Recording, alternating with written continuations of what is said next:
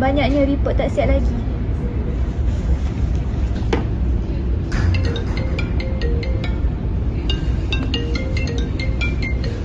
Hello? Ya, nanti saya submit. Okey, report tu nanti saya siapkan. Ya. Okey. Ya, jangan risau. Nanti saya submit.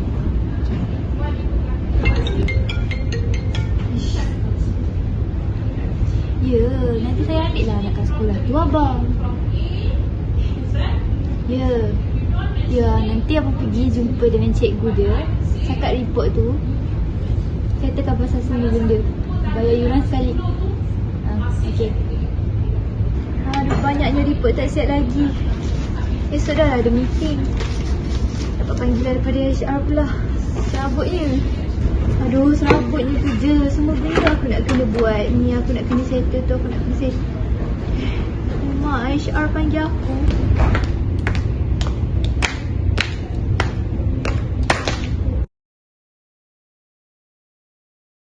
Hi, good morning Ilya. How are you today? Good morning and thank you.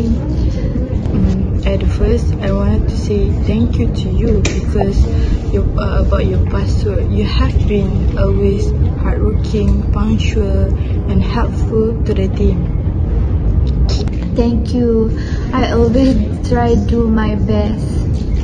We appreciate the Ilya, but however, I would like to discuss your recent performance. So, in the last 3 months, we were late and they were mistake in some of your reports. Yes, I know that. I am sorry about it. It's okay. I just want to understand the reason. Is anything affecting your work?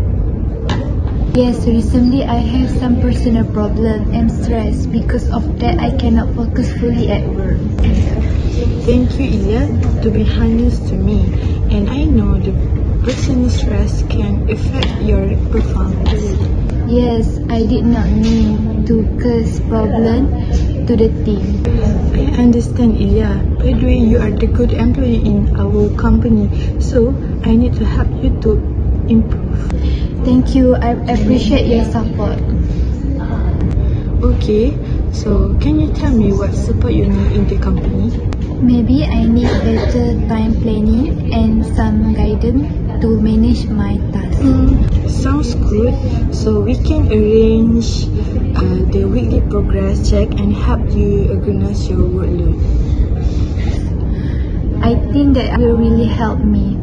And also, please inform us earlier if you have difficult in your future. Yes, I will do that next time. And I believe that you can return your good performance again.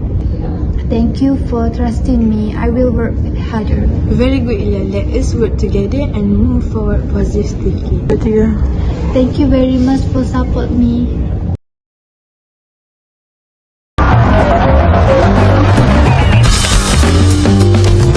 She's on her way. Tell everyone. She's not supposed to be here until 9. Her driver just text message and her facialist ruptured a disc. God, these people. That I can't even talk about. All right, everyone, gird your loins. Hold on. Did someone eat an onion bagel?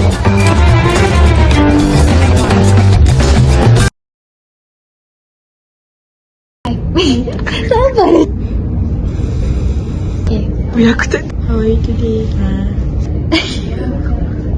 Bismillah.